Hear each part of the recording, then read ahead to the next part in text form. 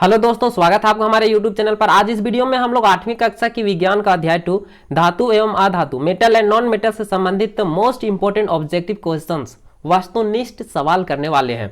इससे पहले यदि आप अध्याय 1 कोशिका जीवन की इकाई वाली वीडियो नहीं देखा है तो उसका लिंक डिस्क्रिप्शन बॉक्स में मिल जाएगा। आप वहां से जाकर के अध्याय 1 से संबंधित मोस्ट इंपोर्टेंट ऑब्जेक्टिव सवाल के क्वेश्चन आंसर कर सकते हैं। तो चलिए अब इस वीडियो को हम लोग स्टार्ट करते हैं। पहला सवाल है कि धातुएं ऊष्मा एवं विद्युत की होती हैं। क्या होती हैं आपसे पूछा जा रहा है और आपको ऑप्शन दिए गए हैं सुचालक, ऑप्शन बी कुचालक, ऑप्शन सी अल्पचालक, ऑप्शन डी इनमें से कोई नहीं। तो जो धातुएं होते हैं वो ऊष्मा के सुचालक होते हैं। मतलब कि जो धातु है आपका वो अपने से होकर के विद्युत को पास करने देता है, ठीक है, पास करने देता है। उसी तरह से ऊष्मा का भी वो पास करने देता है। तो इस प्रकार से जो पास करने देता है, जाने देता है, उसी को हम लोग सुचालक कहते हैं, ठीक है। तो धातु में विद्युत एवं ऊष्मा के क्या होते हैं? सुचालक। तो इसका A option number A correct हो जाएगा। चलिए अब अगला सवाल की ओर बढ़ते हैं। सवाल नंबर 2 कह रहा है कि अधातुएं ऊष्मा एवं विद्युत का होती हैं। क्या होती हैं? ऑप्शन है आपके पास सुचालक, ऑप्शन बी कुचालक, ऑप्शन सी अल्पचालक, ऑप्शन डी इनमें से कोई नहीं। तो अधातु के केस में क्या होता है कि जब आप अगर अधातु के तार बना लेते हैं तो उसमें करंट प्रवाहित नहीं करने देता। अधातु जो होता है वो अपने से होकर के करंट को, विद्युत को और ऊष्मा को प्रवाहित नहीं होने देता, पास नहीं होने देता। मतलब कि वो जो है वो आपका कुचालक होता है, ठीक है। अधातुएं ऊष्मा एवं विद्युत के कुचालक होते हैं, आप इसे याद रखिएगा। चलिए अब अगला सवाल की ओर बढ़ते हैं। सवाल नंबर 3 कह रहा है कि धातुएं सामान्यतः किस रंग की होती हैं। धातुओं का रंग आपसे पूछा जा रहा है। ऑप्शन दिए गए हैं आपको। ऑप्शन ए लाल रंग, ऑप्शन बी हरा रंग, ऑप्शन सी पीला रंग, ऑप्शन डी भूरा रंग। तो जो धातुएं होते हैं वो सामान्यतः भूरे रंग की पाए जाते हैं, होते हैं। तो ये आपको याद रखना कि धातु का रंग कैसा होता है, तो सामान्यतः वो भूरा रंग का ही होता है। चलिए अब अगला सवाल की ओर बढ़ते हैं। सवाल नंबर 4 कह रहा है कि एक अधातु जिसमें चमक होती है। एक अधातु का नाम आपको बताना है जो चमकीला होता है, चमकता है। सामान्यतः जो अधातुएं होते हैं वो चमकहीन होते हैं, नहीं चमकते हैं, लेकिन कुछ ऐसे भी होते हैं जो चमकते हैं। उन्हीं में से आपका एक नाम बताना है यहाँ पर, ठीक है। ऑप्शन दिए गए हैं कोयला, आयोडीन, सल्फर और ब्रोमीन। तो जो चमकने वाला अधातु है वो है आपका आयोडीन। आयोडीन एक ऐसा अधातु है जो चमकता है, ठीक, इसे आप याद रखिएगा। चलिए अब अगला सवाल की ओर बढ़ते हैं। सवाल नंबर 5 कह रहा है कि एक उच्च आघातवर्धक धातु जिसका उपयोग खाद्य पदार्थों को पैक करने के लिए किया जाता है। एक ऐसा धातु का नाम आपको बताना है जो उच्च आघातवर्धक का होना चाहिए और जिसका उपयोग हम लोग खाद्य पदार्थों को पैक करने के लिए करते हैं, ठीक है। तो आघातवर्धक ये होता क्या है, इसे जान लेना सबसे पहले बहुत जरूरी है। तो आप लोगों को पता होगा, लेकिन अगर नहीं है तो ये जो आघातवर्धक जो होता है वो धातुओं का एक गुण होता है, ठीक है, जिसे क्या किया जाता है कि धातुओं को आघात पहुंचाकर, मतलब कि धातुओं को पीट कर पतली चादर में परिवर्तित कर दिया जाता है, ठीक है। तो उसी गुण को हम लोग आघातवर्धक धातु कहते हैं, ठीक है, आघातवर्धक गुण कहते हैं। तो जो एक उच्च आघातवर्धक रहेगा मतलब कि बहुत ज्यादा उसे पतली से पतली चादर में परिवर्तित किया जा सकता है और उसका उपयोग हम लोग खाद्य पदार्थ को पैक करने के लिए करते हैं। तो उस धातु का नाम आपसे पूछा जा रहा है, तो वो कौन सा धातु है? धातु वो हो जाएगा, ऑप्शन आपको पहले दिए हुए, option A aluminium, option B sodium, option C lithium, option D सोना। तो वो जो धातु है वो है एल्युमिनियम। एल्युमिनियम को पीट कर चादर बनाया जाता है और उसको फिर खाद्य पदार्थों को पैक करने के लिए भी उपयोग किया जाता है, ठीक है। तो इसका ऑप्शन नंबर 1 करेक्ट है। चलिए तो अब अगला सवाल की ओर बढ़ते हैं। सवाल नंबर 6 कह रहा है कि कमरे के ताप पर द्रव अवस्था में रहने वाली अधातु, एक ऐसा अधातु का नाम आपको बताना है जो कमरे के ताप पर, मतलब कि आप जहां पर है वहां पर बिना बाहर से कोई ऊष्मा दिए, हीट दिए रख देते हैं, ठीक है। सिर्फ नॉर्मली जिस तरह से हम लोग रहते हैं उसी तरह से उसको रख दीजिएगा, उस अधातु को, तो वो पानी के जैसा लिक्विड फॉर्म में रहेगा, द्रव्य के रूप में रहेगा। वैसा धातु का नाम आपसे, अधातु का नाम आपसे यहाँ पर पूछा जा रहा है। ऑप्शन दिए हुए हैं bromine, chlorine, option C iodine, option D nitrogen. तो वो जो अधातु है जो कमरे के ताप पर द्रव अवस्था में पाया जाता है वो है आपका ब्रोमीन, ठीक है। चलिए अब अगला सवाल की ओर बढ़ते हैं। सवाल नंबर 7 कह रहा है कि एक अधातु का नाम जो कठोर होता है, ठीक है। एक अधातु का नाम आपको बताना है जो कठोर होता है, ठीक। उस और ऑप्शन दिए हुए हैं, option A carbon, option B हीरा, ऑप्शन सी सोना, ऑप्शन डी चांदी। तो इसका जो करेक्ट ऑप्शन है वो हो जाएगा आपका हीरा। हीरा वास्तव में सबसे अधिक कठोर पदार्थ है, ठीक है। अधातु है ये एक कठोर पदार्थ है और सबसे भी कठोर पदार्थ है, अगर आपसे पूछा जाए तो वो हीरा ही होगा, ठीक है। चलिए अब अगला सवाल की ओर बढ़ते हैं। सवाल नंबर 8 कह रहा है कि निम्नांकित में से कौन सा धातु नहीं है। निम्नांकित, नीचे जो अंकित है उसे आपको बताना है कि इनमें से कौन सा एक जो है वो धातु नहीं है। ऑप्शन है तांबा, option B aluminium, sulphur, option D लोहा। तो तांबा धातु है, एल्युमिनियम भी धातु है, लोहा भी एक धातु है, आपको पता होगा। तो बचा ये एक option number C sulphur. Sulphur एक अधातु नहीं है, तो इसका करेक्ट ऑप्शन हो जाएगा आपका ऑप्शन नंबर सी सल्फर। चलिए अब अगले सवाल की ओर बढ़ते हैं।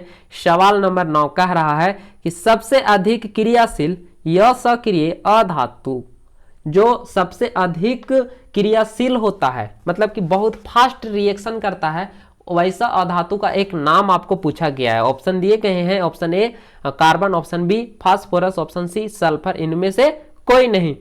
तो जो यहां पर एक ऑप्शन है आपका बी फास्फोरस। फास्फोरस एक ऐसा अधातु है जो बहुत फास्ट रिएक्शन करता है, ठीक है। अभिक्रिया करता है, क्रियाशील धातु है, ठीक है।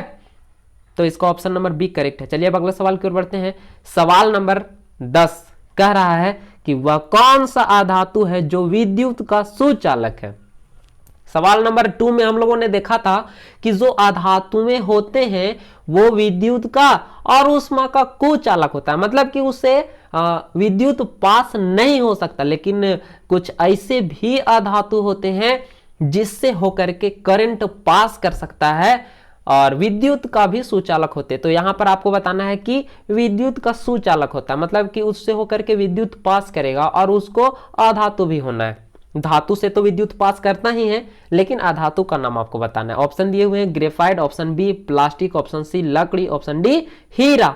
तो इसका जो करेक्ट ऑप्शन है वो हो जाएगा आपका ग्रेफाइट। पेल्सिन में जो लिखाता है, पेल्सिन का कट पेल्सिन जिसको कहते हैं, उसमें जो चलता है वो ग्रेफाइट ही रहता है, जो जिससे हम लोग लिख पाते हैं, ठीक है। जैसा कि आप बगल के फिगर में देख सकते हैं। चलिए, तो ग्रेफाइट जो है आपका विद्युत का सुचालक है। आप ग्रेफाइट से करंट को प्रवाहित करा सकते हैं। चलिए अब अगला सवाल की ओर बढ़ते हैं। सवाल नंबर 11 कह रहा है कि निम्न में से कौन सा धातु है जो द्रव अवस्था में पाया जाता है। 4 ऑप्शन आपके दिए गए हैं और आपको बताना है कि इन चारों में से कौन सा एक जो धातु है वो द्रव अवस्था में पाया जाता है, ठीक है। ऑप्शन है आपके पास ग्रेफाइट, ऑप्शन बी पारा, ऑप्शन सी लोहा, ऑप्शन डी जस्ता। तो इसका जो करेक्ट ऑप्शन है वो है पारा। पारा जो होता है वो डॉक्टरी थर्मामीटर में जब हम लोगों को बुखार लगता है और जाते हैं डॉक्टर के पास, तो जो थर्मामीटर लगा के चेक करता है उसमें पारा लगा हुआ रहता है। वो क्या होता है कि द्रव अवस्था में पाया जाता है, ठीक है। कमरे के ताप पर, रूम के ताप पर वो द्रव अवस्था में ही पाया जाता है, ठीक है। चलिए तो अब अगला सवाल की ओर बढ़ते हैं। सवाल नंबर 12 कह रहा है कि विद्यालय में जो घंटी बजती है वो किस धातु की बनी होती है। आपके विद्यालय में, आपके स्कूल में जो घंटी लगा हुआ है, ठीक है, वो किस धातु का बना हुआ है वो आपसे पूछा जा रहा है। तो जनरली स्कूलों में जो घंटियां होती हैं वो किस चीज का बना हुआ रहता है, वही आपसे पूछा जा रहा है। Option A tin, option B तांबा, option C aluminium, option D लोहा। तो इसका करेक्ट ऑप्शन जो है वो है ऑप्शन नंबर बी तांबा के बने होते हैं, ठीक है। चलिए अब अगला सवाल की ओर बढ़ते हैं। सवाल नंबर 13 कह रहा है कि कौन सी धातु विद्युत की सबसे अच्छी चालक। धातुएं तो विद्युत की चालक होती ही है, मतलब कि धातुओं से होकर के विद्युत प्रवाहित कर सकता है, एक जगह से दूसरी जगह तक विद्युत जा सकता है और उसमें भी जा सकता है, लेकिन यहां पर सबसे अधिक पूछ दिया जा रहा है। ठीक है, बच्चे सब पढ़ते हैं, सब तेज है, लेकिन सबसे तेज कौन है, उसी तरह से सबसे ज्यादा विद्युत का अच्छा चालक पास करने देने वाला कौन है, आपको बताना है। ऑप्शन है आपके पास चांदी, ऑप्शन बी तांबा, option C aluminium, option D लोहा। तो इसका जो करेक्ट ऑप्शन है वो है ऑप्शन नंबर ए चांदी। जो चांदी होता है वो विद्युत का सबसे अच्छा गुड कंडक्टर है, सबसे अच्छा चालक है। ठीक है, चलिए तो अब अगला सवाल की ओर बढ़ते हैं। सवाल नंबर 14 कह रहा है कि कौन सी मुलायम धातु को चाकू से काटा जा सकता है। इंटरेस्टिंग सवाल ये कि एक आपको धातु दे दिया जाए और आपको बताना है कि उसको चाकू से काट देंगे, हम लोग चाकू से काट सकते हैं, इतना मुलायम धातु होता है, तो उसी का नाम तो पूछा जा रहा है। तो आपको याद होगा, ऑप्शन है आपके पास ऑप्शन ए चांदी, ऑप्शन बी पारा, option C sodium, option D सोना। तो इसका जो करेक्ट ऑप्शन है वो है ऑप्शन नंबर सी। सोडियम एक ऐसा धातु है जो आप सब्जी की तरह उसे आप चाकू से काट कर अलग कर सकते हैं, 2 भाग 3 भाग 4 भाग में, कितनों भाग में कर सकते हैं। ठीक है, चलिए अब अगला सवाल की ओर बढ़ते हैं। सवाल नंबर 15 कह रहा है कि निम्न में से किस को पीटकर पतली चादर में परिवर्तित किया जा सकता है। अगर आपको पीटकर पतली चादर में उसको परिवर्तित करना है तो उसको एक धातु होना चाहिए। तो चेक कीजिए इसमें धातु कौन है। ऑप्शन है आपके पास जस्ता, option B phosphorus, option C गंधक, ऑप्शन डी ऑक्सीजन। तो कौन सा ऑप्शन है, तो इसका जो ऑप्शन नंबर ए है वो एक धातु है जस्ता। ठीक, जस्ता को ही हम लोग पीटकर पतली चादर में परिवर्तित कर सकते हैं, क्योंकि जस्ता के पास आघात वर्धनीय गुण पाया जाता है। वहीं पर आप देख सकते हैं कि फास्फोरस जो है वो एक अधातु है, ये भंगुर होता है, इसको आप पीटिएगा तो ये फूट जाएगा। ठीक है, मतलब कि मिट्टी जैसा, मिट्टी का ढेला को आप पीटिएगा तो क्या हो जाएगा, वो फूट जाएगा, चकनाचूर हो जाएगा, लेकिन चादर उसका बनेगा नहीं। गंधक भी उसी तरह से, ऑक्सीजन भी उसी तरह से। ठीक है, तो इसका करेक्ट ऑप्शन जो है वो हो जाएगा ऑप्शन नंबर ए जस्ता। चलिए तो अब अगला सवाल की ओर बढ़ते हैं। सवाल नंबर 16 कह रहा है कि धातुओं का वह गुण जिसके कारण उन्हें पीट कर शीट में परिवर्तित किया जा सकता है वो कहलाता है, क्या कहलाता है। ऑप्शन है आपके पास चमक, ऑप्शन बी कठोरता, ऑप्शन डी आघातवर्धनीयता, ऑप्शन सी तन्यता। तो धातु को पीट कर परिवर्तित करना है पतली शीट में, पतली चादर में, तो वो किस गुण के कारण, बहुत बार पीछे बोले हैं, वो है आपका आघातवर्धनीय गुण। ठीक है, आप इसे याद रखिएगा। चलिए अगला सवाल की ओर बढ़ते हैं। सवाल नंबर 17 कह रहा है कि वह कौन सा अधातु है जो सबसे अधिक कठोर अवस्था में पाया जाता है। ठीक है, सबसे कठोर अधातु पीछे भी बताए थे, वही सवाल। ऑप्शन है इसका लोहा, ऑप्शन बी लकड़ी, ऑप्शन सी मिट्टी, ऑप्शन डी हीरा। तो हीरा जो है वो सबसे कठोर, दुनिया में जितने भी पदार्थ पाए जाते हैं उसमें सबसे कठोर धातु है, अधातु है। ठीक है, हीरा। आप सवाल नंबर 18 कह रहा है कि धातुओं के किस गुण के कारण उन्हें खींचकर तार में परिवर्तित किया जा सकता है।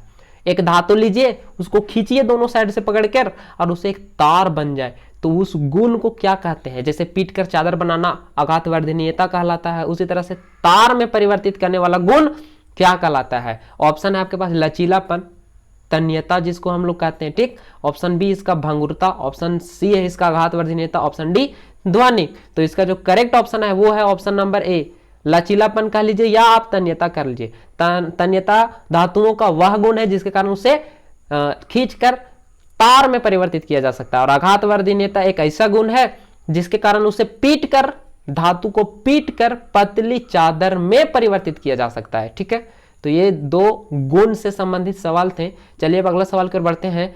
सवाल नंबर 19 कह रहा है कि निम्नलिखित में से कौन सा धातु कमरे के ताप क्रम पर द्रव अवस्था में पाया जाता है। एक धातु लीजिए और उसे कमरे के ताप क्रम पर, जहां पर आप बैठे वहां पर उसको रख दीजिए और वो एक द्रव के जैसा, पानी के जैसा, लिक्विड के जैसा दिखेगा, फ्लूइड के जैसा। ठीक है, ऑप्शन है आपके पास magnesium, option B iron, option C aluminium, option D mercury, पारा।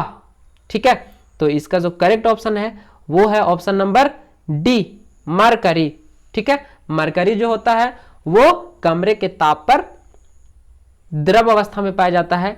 ठीक है, चलिए अगला सवाल की ओर बढ़ते हैं। सवाल नंबर 20 कह रहा है कि निम्न में से कौन ठंडे जल के साथ तेजी से अभिक्रिया करता है। मतलब कि आप उसे पानी में डाल दीजिएगा उसे, तो वो बहुत तेजी से रिएक्शन करेगा, बहुत तेजी से वो उसके साथ अभिक्रिया करेगा। ऑप्शन है आपके पास carbon, option B sodium, option D magnesium, option C sulphur. तो इसमें जो आपका सोडियम है, ठीक है, सोडियम है, सोडियम को अगर आप पानी में रख देते हैं, फेंक देते हैं, तो वो बहुत जल्दी फास्ट रिएक्शन करेगा, अभिक्रिया करेगा और जल जाएगा, आग पकड़ लेगा सोडियम को अगर पानी में उसको डाल दीजिएगा तो। ठीक है,